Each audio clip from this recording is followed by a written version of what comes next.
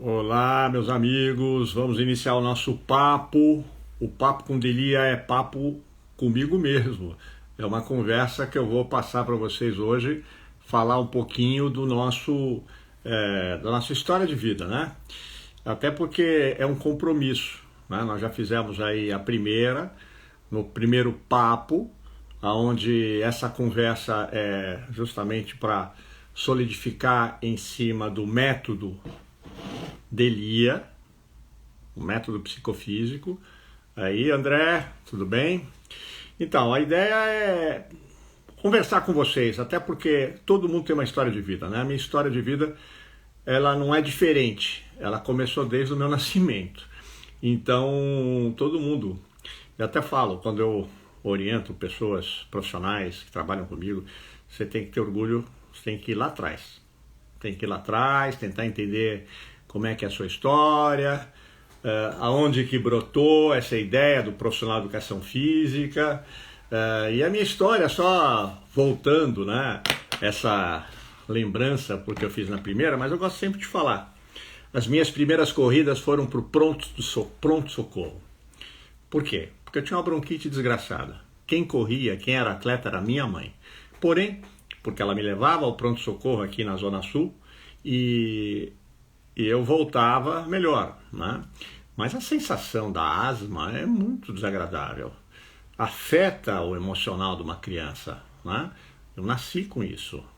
E eu tinha, na verdade, a gente ficava com medo de morrer, né? Certo? A gente tinha medo, porque toda vez que você fica sem o ar, na falta do ar, você fica bem abatido, né? Emocionalmente também. Então foi isso. Lembra, eu até falei que isso trouxe para mim, isso foi vamos dizer, trouxe para mim coisas interessantes. Eu gostava muito das coisas ao ar livre, e porque eu me sentia, né, respirando, e ao mesmo tempo, quando estava na escola, eu ficava muito nas quadras. Desde o início da minha educação escolar, eu ficava muito nas quadras. Fala, Jéssica, fala, meu anjo. Então, na escola, tinham que me pegar para entrar dentro da sala de aula.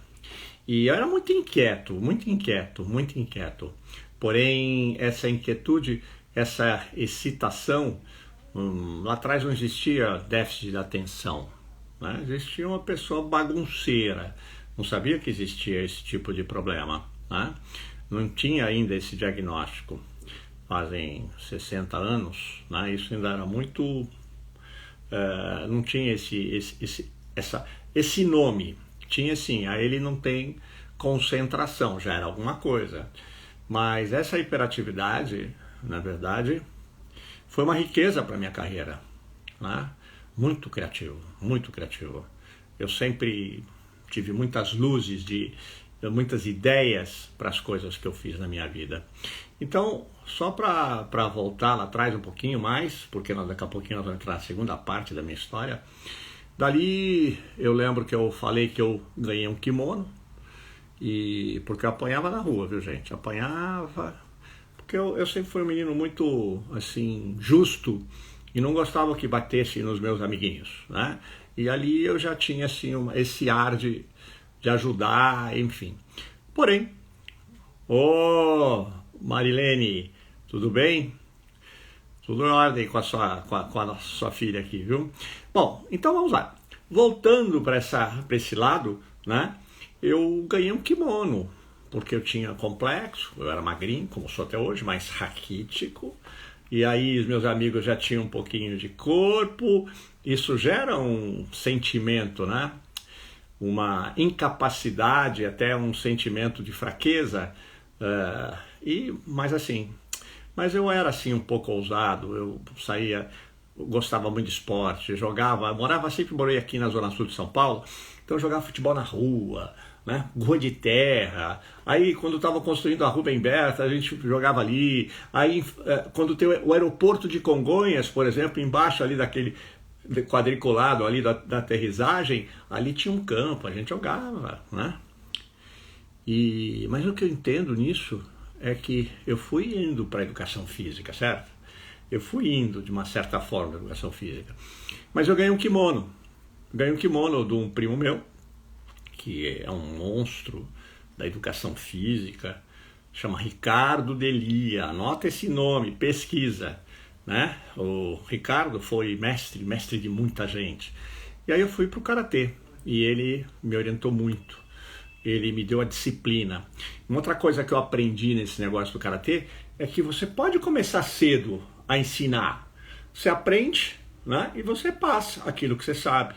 Então a gente ficava no cantinho dando treino para os faixas brancas, eu já era laranja, desde o começo. Essa doutrina oriental, nesse sentido, para mim, ela sempre esteve presente. Haja visto que se fala, não, estagiário não pode dar aula. Para mim, pode. Estagiário supervisionado, mas ao mesmo tempo, você entendeu? É quando você prepara ele desde o começo. Ele já vai, porque senão ele vai ficar para o terceiro ano tendo a prática. Eu não tinha essa visão, né? Mas aí foi, o Ricardo, meu primo, era meu mentor. Muitas coisas da vida eu conversava com ele. A gente treinava ali na Pamplona, tinha várias academias, tinha grandes amigos, o Garita, grandes que se tornaram professores de educação física, Miguel de Oliveira do boxe, tudo da minha faculdade. Eu estudei em São Caetano. Naquela época, educação física eram 3 anos. Mas então, só para recuperar isso, eu lembro que no meio desse percurso, eu comecei a ter convites, né? Lembro que até um professor lá, que eu tive um problema, um professor de ginástica, que era do SESI, o cara dava aula de ginástica pra gente.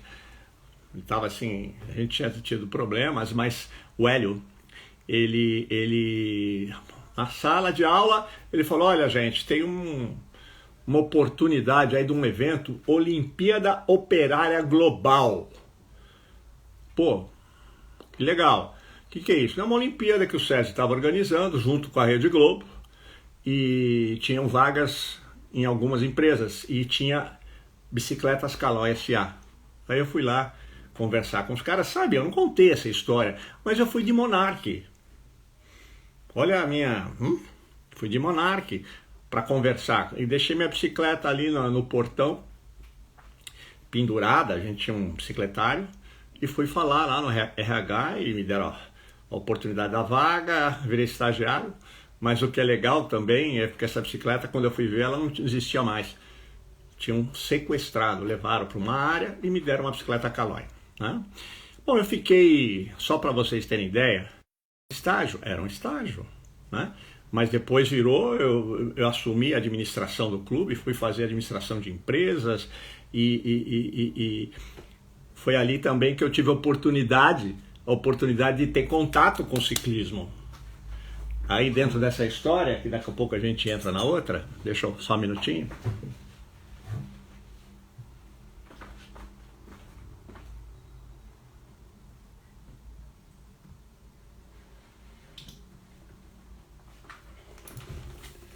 Ó, eu virei uma fera do ciclismo brasileiro. Espero que... Fiquei muitos anos no ciclismo, aprendi ciclismo, não sabia, viu? Pedalava mais ou menos, mas tive que vivenciar. Fiquei no mundo dos atletas, a Caloi era uma das melhores equipes, Caloi e Pirelli, as melhores equipes do Brasil. E aí, o que eu fiz, né? Eu consegui viajar ao mundo, acompanho os atletas, e esse negócio ele é muito excitante. E você tem que trabalhar com atleta olímpico, então você tem que estudar muito. Aí eu fui estudar fisiologia, além da administração que eu já estava acabando, eu fui fazer fisiologia do exercício na Unifesp, na Escola Paulista de Medicina, com grandes profissionais. Turíbio era um dos líderes, Ivan Pissarro, Renato Lotufo estava na minha classe. Então os primeiros, né, entre médicos e treinadores que viraram fisiologistas do esporte, eu estou nessa lista. Só que eu tive uma oportunidade muito grande de evoluir, porque eu fui direto para o ciclismo, só pensei no ciclismo. Os testes de Wingate, os testes que você realiza dentro do laboratório consumo de oxigênio, VO2, os simuladores, a gente saiu daquela ergométrica para os simuladores, toda essa mudança, a evolução do ciclismo, tanto é que a Caloi me trazia relógios da Finlândia, que começou um italiano ciclista, Francesco Moser, bater recorde da hora com um reloginho no peito, e dali para frente eu falava com o Bruno Caloi, o presidente, que ele também estava super envolvido, era presidente da confederação, e ele me trazia relógios para eu colocar já nos atletas, já era um diferencial competitivo, né? Além dos treinamentos que a gente dava para os atletas, que eram treinamentos específicos, raros, né? Os ciclistas, durante muito tempo, até 1970, eles só pedalavam, faziam pouca coisa. Um ou outro tinha uma visão diferente. Eu fiz o ciclista ter preparação física completa. E aí, aqueles relógios, uma ocasião, como eu trabalhei, dali eu já fui para o CPUSP, no CPUSP nós lançamos, a Caloi patrocinou, e eu virei professor do clube da USP, do CPUSP, que é um centro olímpico maravilhoso. Fiquei no velódromo, embaixo todas as salas com bicicletas, todas as salas que eu tinha de aula, dava muita aula, ensinava todo mundo o ciclismo, desde a história até toda a parte de eficiência mecânica, todos os detalhes da bicicleta, convidava pessoas. Essa hiperatividade daquele menininho que era hiperativo e tinha muita criatividade, eu nunca dispensei, certo? Uma visão diferenciada que eu tinha para melhorar tudo que a gente tinha, né? Aí no trabalho do ciclismo fiz muita coisa. Esse reloginho acabei vendendo pro Ayrton Senna. Eu e o Nuno nós éramos muito amigos. Ele ficava às vezes no Centro Olímpico, aqui perto de Ibirapuera, eu também treinando a parte muscular, ele de tenista e eu de ciclista. Mas depois ele foi para a USP e começou a atender o Senna. E eu estava lá já numa estrutura grande, dando muitas aulas. Tive 4.000 alunos universitários, pelo menos, vamos dizer, 12 turmas por semestre. Passou toda a linha, todas as áreas, né, de ensino da USP, todas as áreas, né, de letras, a faculdade, a faculdade de engenharia, a medicina, todo mundo frequentava ali, né, a educação física. Então eu tive essa possibilidade de ter um mundo científico ao meu lado, porque essas pessoas vinham fazer estudos. Eu ajudei um amigo meu, que depois virou meu sócio, na FAO a fazer um trabalho chamado Imutabilidade da Bicicleta. Tudo isso é muito engraçado. E aí fomos, né? O ciclismo passou pela minha vida, eu comecei a receber convites da mídia para ser comentarista, porque eu entendia mais, assim, era o cara de referência. Então eu fazia comentários na rádio, entrava na Rádio Bandeirantes, entrei depois na Globo, entrei em outras rádios, e aí fiquei 18 anos na TV Globo, pelo menos 70%, 60%, comentando o ciclismo nas competições que tinham, na verdade, durante a temporada de esporte da Globo, né? E também nos momentos olímpicos. Mas vamos voltar aqui já aos momentos mais próximos, que nós falamos que o ciclismo... Só que eu queria fazer essa emenda, essa é a passagem. A passagem é a seguinte: o Nuno Cobra atendia o Senna e outros pilotos. Uma vez um jornalista chamado Lito Cavalcante me procurou, sabia que eu trabalhava com ciência, sabia que eu trabalhava com fisiologia do esporte, era um fisiologista, que eu fazia um trabalho totalmente com aparatos e com base científica e resultados. Aí Lito Cavalcante falou: Delia, por que você não atende pilotos? Eu falei: porque eles não chegaram até mim. Aí começaram a indicar pilotos para mim, aí veio Christian Fittipaldi, Rubens Barrichello, veio André Ribeiro, a família Jafone, Alexandre Barros. Eu comecei a colocar todo o meu potencial de conhecimento, de alto nível de performance de ciclista à disposição do piloto. Aí eu comecei o mundo no automobilismo. E esse ponto foi que eu gostaria de falar desse negócio do meu método psicofísico, porque 84, né? 84, assim, eu já estava começando a trabalhar com alguns pilotos, 85, e aí eu coloquei todos no laboratório para fazer consumo e tudo. Só que eu trabalhava muito dentro do mundo já, com 360 graus. Eu gostava muito de yoga, eu gostava de outras técnicas, eu frequentava a faculdade aí, PUSP, faculdade de psicologia, e ali, né, eu falei, poxa, eu preciso invadir um pouco o cérebro dos meus atletas, eu preciso ajudá-los, porque é muita frustração, né? É muita sobrecarga emocional, não só a competição, mas a carreira. A gente sabe, o Scheid, depois eu vou falar um pouquinho a história que nós temos, mas é mais difícil. Você, para ser brasileiro, você precisa, sabe, ser um herói, porque outros países, né, você tem o patrocínio, mas países do terceiro mundo, patrocínio é uma conquista, é uma medalha, né? Então, eu falei, eu preciso ajudar esses caras. Eu já fazia assim um pouco de mentoria, um pouco de coach, não existia nada desse nome aí. Porém, eu já exercia, lia muito, participava de cursos, de aulas em todas as outras faculdades de psicologia mais próximas e as mais distantes. Ficava muito dentro da USP, mas eu também ficava fora da USP e frequentava aulas de especialistas, e ali eu tinha muita curiosidade, fiz curso de especialização, fiz um curso de pós na USP, na Educação Física, de Psicologia do Esporte. Comecei a ficar encantado, mas aí eu comecei a montar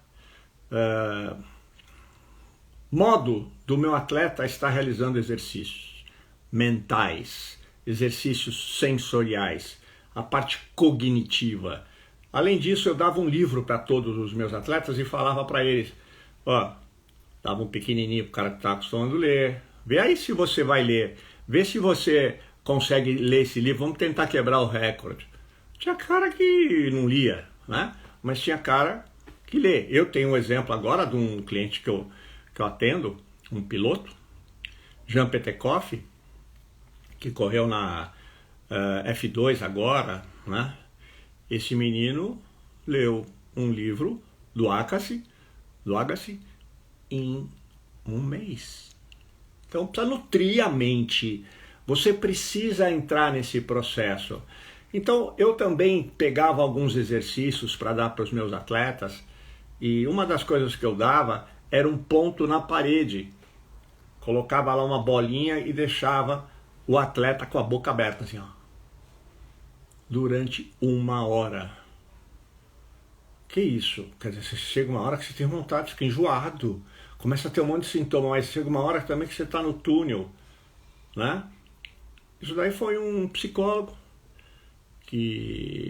no qual eu tinha um bom relacionamento, eu fazia todas as experiências com ele, ele me passava.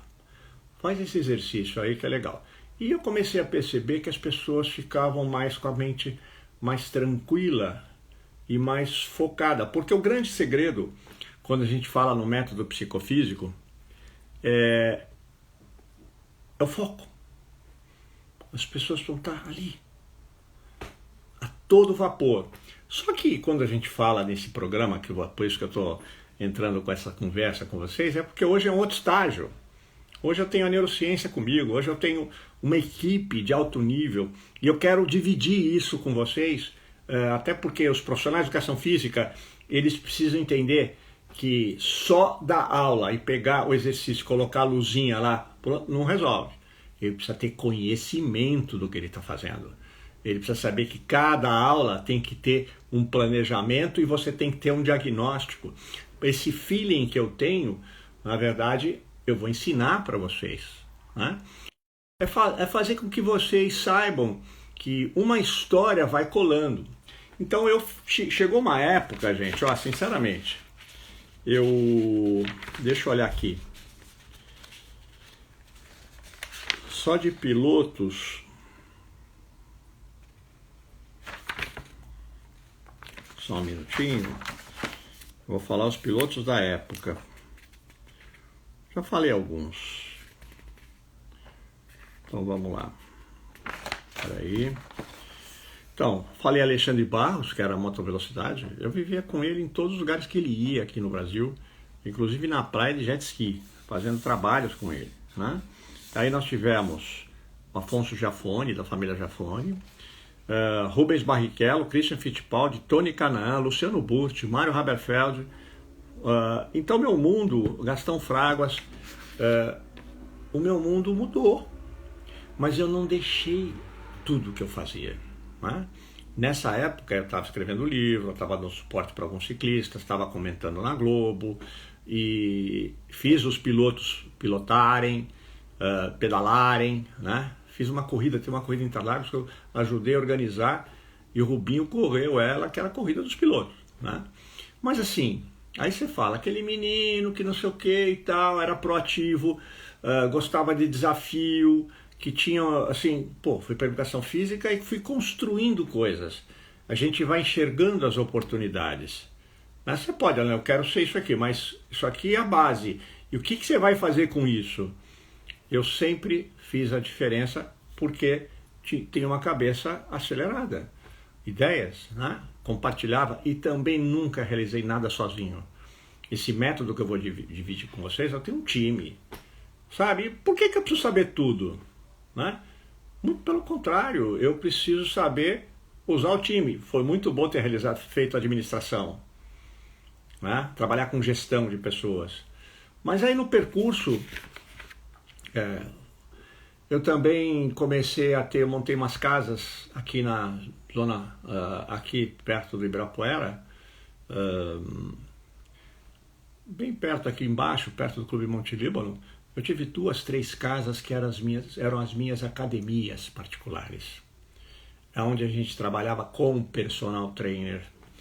Mas como eu era inquieto, eu sempre trouxe muitas pessoas legais, traziam para mim, às vezes, um cara do primeiro ano, eu perguntava, o que você fez de esporte? Joguei futebol, né?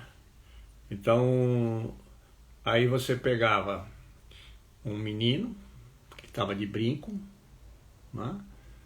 E todo assim tímido, e era um jogador de futebol. Hoje é um grande profissional de educação física.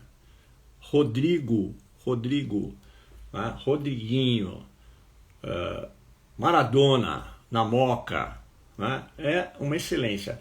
Então nessa época eu começava a falar assim, não, eu quero um professor que faz a diferença. Aí tinha a Calça Adi. Para quem conhece a educação física, sabe que essa menina é um avião. A Calzinha entrou lá também no primeiro ano, mas ela tinha uma base de dança, ela tinha base de outros esportes, era inquieta que nem eu, adorava. E essa menina hoje tem um império na área de educação física.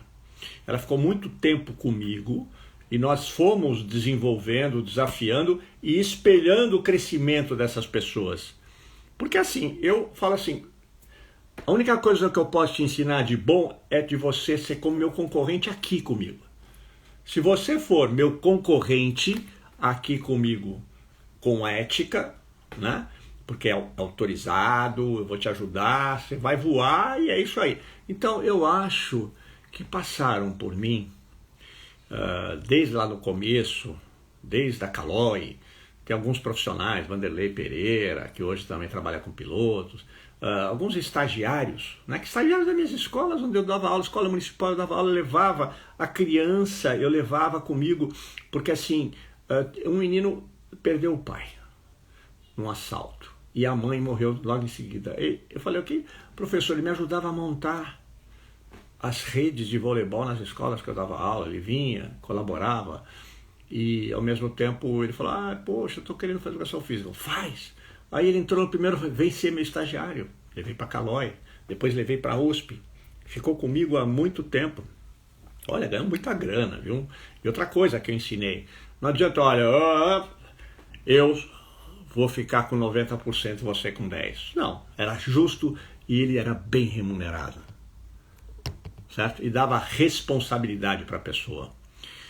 Mas aí quando a gente fala desse negócio do método, o método é método Delia, mas é um método que tem esse diferencial do emocional e do mental, né? Onde a pessoa pode, além da educação física, se estruturar, né, com a bagagem e com o estudo para dar um suporte. Por exemplo, os professores que trabalharam comigo foram para mundiais de mountain bike na Europa, foram acompanhar atletas lá fora, não tinham inglês, né? Acompanharam os atletas, viajaram, conheceram o mundo.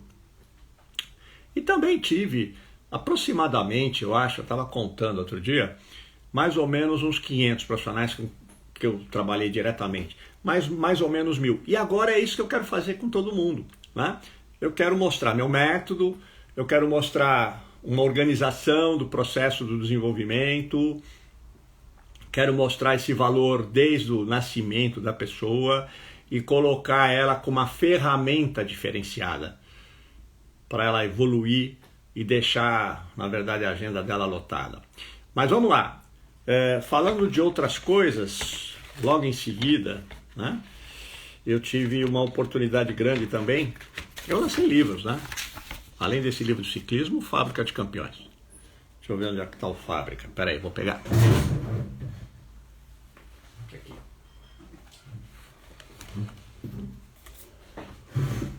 Esse livro aqui, ó, não tem mais, tá? Esse livro, ele na verdade foi esgotado rapidamente.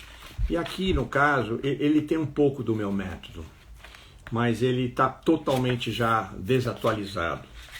E quando a gente olha aqui, tem mais de 300 pessoas que são professores que trabalharam comigo, coloquei embaixo na lista. O que é legal quando você escreve um livro? Eu não tinha esse interesse, eu tinha bastante conteúdo e tudo. O legal é que você estrutura a sua vida. Você acaba, sabe, vamos dizer, empinando o seu, alinhando no seu processo de desenvolvimento, não é? Então, nessa época, enfim, essa metodologia que eu tive e foi embasada no Fábrica de Campeões pela minha história, e a gente vai ensinar as pessoas a realizarem isso. E com essa história, eu tive mais algumas oportunidades, já tinha uma pessoa já conhecida no meio e tudo, fui chamado pela mídia. Trabalhei na Globo 17 anos, e mais 3 na Globo no Bem-Estar, né? E executei muita coisa. E pude colocar esse método assim em outros esportes. O Robert Scheid foi um. O Robert me procurou porque já sabia que eu tinha uma metodologia, o pessoal já falava, esse cara tem um negócio diferente na aula, no atendimento, no treinamento. E o Robert tinha perdido um campeonato mundial. Bom, vocês viram, assiste aí os maiorais para ver quem é esse cara, ele vai para a 7ª Olimpíada. Acabou de me gravar um vídeo, porque é aniversário de uma cliente minha, a Edna Silva, de 30 anos. Essa cliente resolveu fazer uma Olimpíada para a família e eu estou organizando para ela, mas tinha lá o Scheid, o Lars Grael, você entendeu? Dando parabéns para ela, mas passando o filme desses caras, passando o filme de quem são essas pessoas, né? Eu sempre acredito nisso, tá?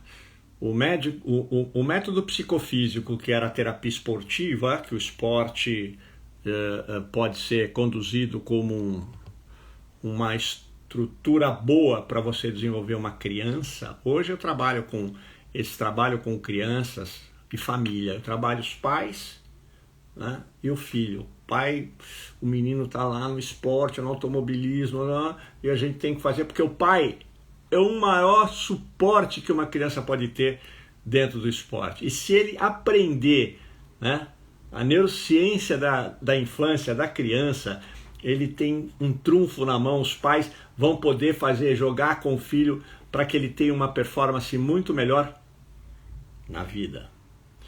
Esporte como um exercício para ter disciplina, conquista, resultado, frustração, perder, ganhar, mindset, porém, né? Porém, certo? Saber que lado do cérebro, como é que você tem que funcionar, quando a criança vem do jeito, como é que você faz. Isso vai ser um próximo livro que a gente vai estar escrevendo, mas assim, e chama método psicofísico, mas vai demorar porque eu quero formar mais gente, eu quero desenvolver mais gente. E o que é interessante? Eu lancei a terapia esportiva e a metodologia psicofísica em 2004, assim, extraoficial, né? Tinha um livro, foi a obra, mas aí eu tive a oportunidade também de ir no Jô Soares nesse lançamento. Eu fui no Jô Soares, foi muito bom, a repercussão, o livro acabou, mas não foi por isso, foi porque eu descobri também que lá no Jô, como a gente tem essa habilidade, como é que o Jô funciona? Eu já estava na Globo, o pessoal falaram, se ele colocar a mão em você, acabou seu papo. Pode durar 5 minutos, 10 minutos, 15 minutos, 20 minutos. Tinha 3 pessoas no dia. Então eu montei uma estratégia. A minha estratégia foi o seguinte, pesquisei sobre o Jô e vi que ele tinha, na época de universidade, na Inglaterra, ele remava, foi remador. E também hóquei, esses 2 esportes. E tinham as fotinhos dele. Peguei essas fotos, fiz um quadrinho, um lado, outro lado. Levei numa caixinha, pus embaixo do braço, sentei lá com o Jô e comecei a conversar, contar história, contar um pouco dessa história de vida, levar uns atletas, campeão do mundo de mountain bike, levei um amigo meu, fotógrafo, que fez essa imagem, umas imagens bacanas, Márcio Scarrone, levei minha família, levei meus amigos, e aí ele olhou a caixinha, como me falaram que ele é muito curioso, eu tinha já sacado isso, já tinha essa informação. O que é isso aí? O cara curioso, você tem que falar que você não pode mostrar agora. Você mata o cara. Aí o cara fica brincando com você, falando, aí nós começamos a conversar. Uma baita audiência, tem um baita retorno. O Jô Soares sempre foi a maior audiência que se um escritor, uma pessoa pode ter, era o Jô Soares. Né? E aí, fomos indo. Chegou uma hora quando eu abri a caixinha para ele viu assim, e falou assim, esteira, eu não gosto. Você parece um hamster na esteira. É muito chato. Né? Eu falei, é verdade. Ele falou assim, eu gosto do esporte. Aí foi muito legal. Né? Eu gosto da prática esportiva. Eu gosto de criar, vamos dizer, de competir. Eu gosto de, cair e levantar. Então, essas coisas são, na verdade, a linha do desenvolvimento, o conteúdo mais rico que o esporte pode ter. Porém, o Jô ficou mais tempo comigo. Aí tinha um atleta, ele perguntou, aí contei essa história desse atleta, que ele foi comigo para o campeonato mundial, que ele machucou a coluna, teve lá um problema, mas nós conseguimos contornar, e foi. Aí falamos de alguns pilotos, né? Falamos de alguns... Por exemplo, o Christian Fittipaldi, pouca gente sabe, eu usei todo o meu método para tratar o Christian Fittipaldi. E o Christian Fittipaldi teve um acidente grave. Ele bateu em Surfers Paradise com Gil de Ferran e estilhaçou a perna dele. Ele teve que colocar uma haste, só que ele estava na equipe que era Newman Haas. O dono era o Carl Haas e o Paul Newman. E era uma equipe a melhor que tinha, uma das melhores que tinha. Nessa época ela chamava Fórmula Kart, mas era Indy. Tinham vários pilotos. E o Christian, o parceiro dele era o Michael Andretti. E eu vivi com o Christian, porque depois nós reabilitamos o Christian. Fiz eu também como eu trabalhava com ciclismo, o Christian começou a pedalar, mas não podia correr. Participamos de um triatlon e ele fez o duatlon e correram para ele. Mas aí fiquei muito tempo. A gente saía de moto, né? Vários, Boesel, vários pilotos brasileiros, gringos, e a gente andava 100 quilômetros pedalando, eu atrás de moto com os caras, ou com uma van, né? fazendo todo esse trabalho, porque o cara tem esse negócio do triatlon, que agora você vê um monte de gente famosa. Eu também trabalhei em eventos, como era o cara do ciclismo, eu trabalhava nos triatlons, montava toda a estrutura com o gaioto do triatlon na parte de bicicleta.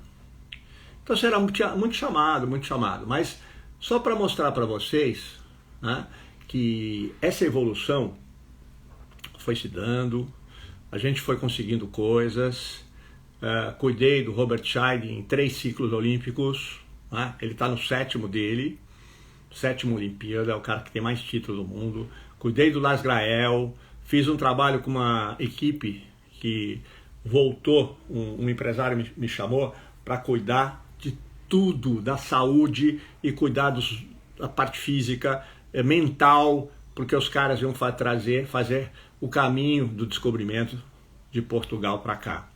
Então lá tinha Lars Grael, que já era secretário nacional de esportes, tinham vários velejadores do mais alto nível, senhores da vela, negócio muito importante. As famílias, eu fazia os treinamentos, a gente fazia Recife e Noronha, e saía de Recife até Noronha. Os caras, eu ia de avião com as esposas, ficava esperando, alimentação, fazia tudo. Então eu cuidava de tudo, né? A parte de nutrição, a parte do treinamento e a parte mental, né? E aí eu comecei a falar, poxa, mas você é professor de educação física. Não, mas eu sou especializado em várias coisas. Mas até aí, eu sou um cara que sabe entender esse set, porque a profissão de educação física te deixa mais atento. Quando você atende um cliente, vai dar uma aula, você monta a sua aula, você tem a sua criatividade, você tem a sua inspiração. É uma obra de arte, é um estado. E você conecta. E você muda a pessoa para ela ter um dia melhor e crescendo a cada dia que ela encontra com você. Esse método mostra isso. Eu vou falar como. Porém, só para mostrar, fui para vários esportes. Tinha uma outra casa que a gente abriu aqui em Moema, muito grande. Até tem uma foto, eu vou postar também essa foto. Se você olhar, tá todo mundo lá, tá todo Ricardo Maurício, Serrinha, esses caras eram menininhos, né? E tinham atletas de outros esportes. Tanto é que a gente até fez um trabalho com cama elástica muito diferente para mexer com controle de risco, fazendo o cara ter coragem, crianças ter coragem. Então, só para compartilhar, tudo isso que foi feito, pelo menos os últimos 7 anos, eu coloquei no papel. Eu fui organizando com um time de 12 pessoas. Tem gente da ontopsicologia, lá de Porto Alegre, tem gente aqui da USP, tem gente da Unifesp, tem um time maravilhoso e nós colocamos uma programação que eu falo assim, o básico para você fazer desenvolvimento.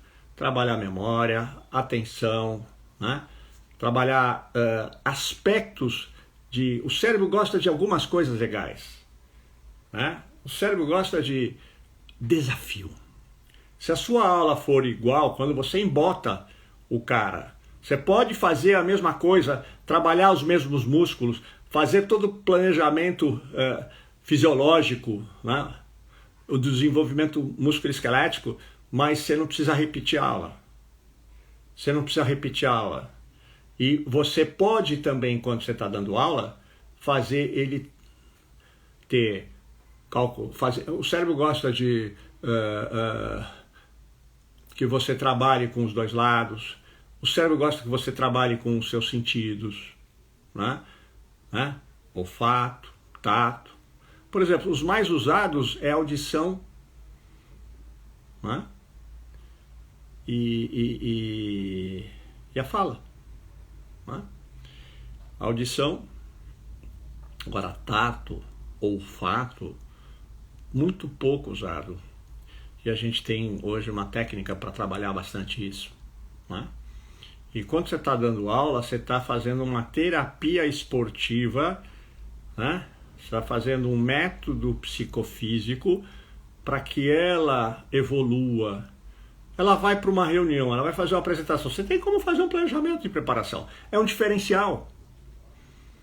Sabe, eu falo assim, tá, então você está me preparando para ser guru? Tô preparando você para ser guru. Guru, você viu? É uma palavra simples e básica. Guru é uma pessoa que estuda. Guru é uma pessoa que experimenta. Guru é aquele que aprova coisas que dão certo e também tiram aquelas coisas que não estão dando mais certo.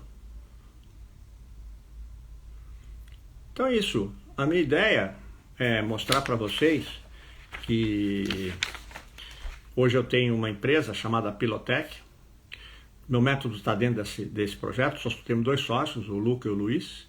E nós... são 2 meninos maravilhosos, gênios. Né? Gênios. Aqui na Vila Nova Conceição, e nós trabalhamos com todo o nosso trabalho, o nosso método. Eu tenho o Carlão, tenho o André, tenho vários outros professores, né, que passam por mim, mas eu quero hoje compartilhar esse modo para fazer você ter mais inspiração, para fazer você se estruturar mais e para você criar um resultado muito melhor, né? Resultado com o seu cliente. Porque a gente fala, tá, treinou tal, mas não veio hoje. Mas não veio hoje. Não, nunca mais vai faltar. Se faltar por motivo de doença. As pessoas pedem às vezes para ser 5 horas da manhã. Eu nunca tive problema, já dei aula 4 horas da manhã. Hoje eu estou dando aula às 5 horas da manhã. Amanhã tem aula às 5 horas da manhã. Qual o problema? Ganhei o dia, trabalho cedo, tal, sabe? E o cliente paga. Paga, claro. Você está tratando ele. Porque assim, aquele negócio, tem um baita plano de saúde. E daí?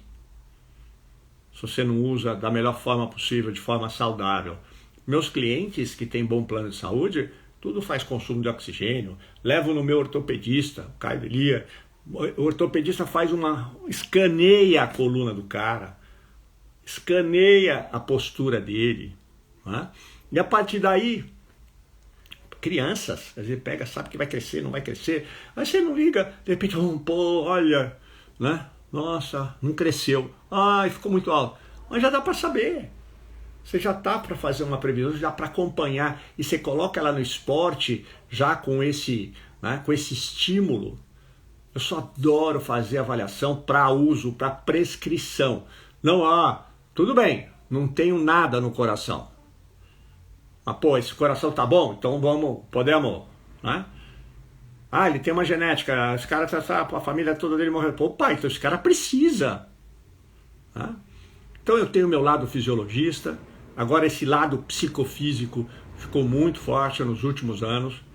E eu espero compartilhar com vocês, trazer vocês para o nosso projeto, trazer vocês para esse programa. A minha história de vida está aqui. Então, ciclismo, pude trabalhar com atletas olímpicos na Olimpíada de Los Angeles. Tive até loja de bicicleta com o Fernando Louro, que é um dos maiores ciclistas brasileiros, que foi para 3 Olimpíadas. Ele é passista.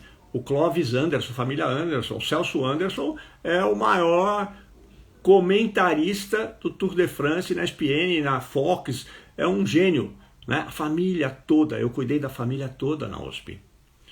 E esses meninos, é aquele negócio, se você conduz ao esporte, às vezes você tem um cliente, eu falo desse lado da terapia esportiva, poxa, vamos apresentar o esporte, agora nessa Olimpíada que eu estou realizando para a família, que são 18 pessoas, tem criança, tem adolescente, tem adultos, pais, filhos, tios, não sei o que, fizemos a Olimpíada, né? A Silva 2021, família Silva, e nós vamos fazer clínicas de esportes. As crianças compraram raquetinha badminton, tudo jogando mal, falei, não, vamos fazer uma clínica. Então, estamos fechando o lugar e vamos fazer clínica, todo mundo vai fazer a clínica, aprender a jogar melhor, e depois tem um torneio para pontuar. Beach tênis, né? Todas as outras coisas que você pode fazer, experimentar. Então hoje a gente trabalha muito com isso. Imagina você atendendo a família com um produto bacana, um método psicofísico. O quanto você vai ser um cara chave, A gente sabe que tem personagens que são muito fora da curva, são excepcionais, mas assim, por mais que o cara saiba, né, ele pode fazer um planejamento do crescimento dele e bom faturamento. Né? A pandemia mexeu muito com a gente. Pessoal, então é isso. Eu agora, toda semana, estou fazendo 2 lives nesse canal Método.Delia. Gostaria de convidar você, porque agora ele está começando, que você indique, recomende. Essas lives nós vamos realizar provavelmente terças e quintas. Estou analisando melhor. Ou é das 7 às 8, ou é das 6 às 7, 8 às 9. Mas acho que assim fica mais acordado, né? E é isso. Estou muito feliz, mas eu queria mostrar para vocês o que a vida me deu. Vocês estão vendo aqui, ó. 2016, eu fui reconhecido pela Coca-Cola como um grande treinador. A Coca-Cola foi um dos patrocinadores da Olimpíada. E eu fui numa reunião, eu e um artista plástico, com o presidente da Coca-Cola, que eles nos elegeram para correr com a tocha olímpica. E coincidentemente, ou um alinhamento que eu tive com o universo, que isso existe, eu fui em Ouro Preto, que é a terra da minha família, da minha mãe, e a tocha, eu carreguei ela em Ouro Preto. Fiquei muito emocionado, marcou muito, né? Marcou muito. Tá aqui, ó. Vou trazer aqui detalhes para vocês, ó. Só tirar aqui esse caminho, peraí. Só um minuto. Olha lá. Tá vendo? Que coisa linda, ó. Tá vendo? Tá vendo aqui, ó? O verde aqui é o morro, o mar, a calçada, né? Tocha olímpica. Tenho o maior orgulho.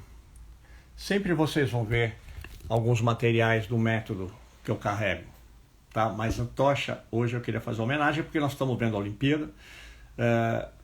Eu cuidei muito tempo do Vitor Benite, um dos maiores jogadores de basquete que eu conheci na minha vida e que ajudei a trabalhar.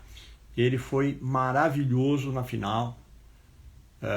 Durante toda essa, vamos dizer, essa oportunidade de vaga, disputa que teve, no último jogo estudaram eles pra caramba, fecharam, eles não conseguiram a vaga. Mas essa frustração é muito bom conteúdo. Eu tenho especialidade em frustração de atletas e frustração de executivos, frustração de pessoas.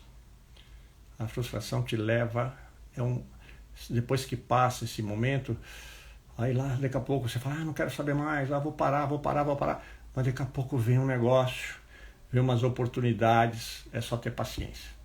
Gente, obrigado, foi muito bom fazer esse papo com vocês.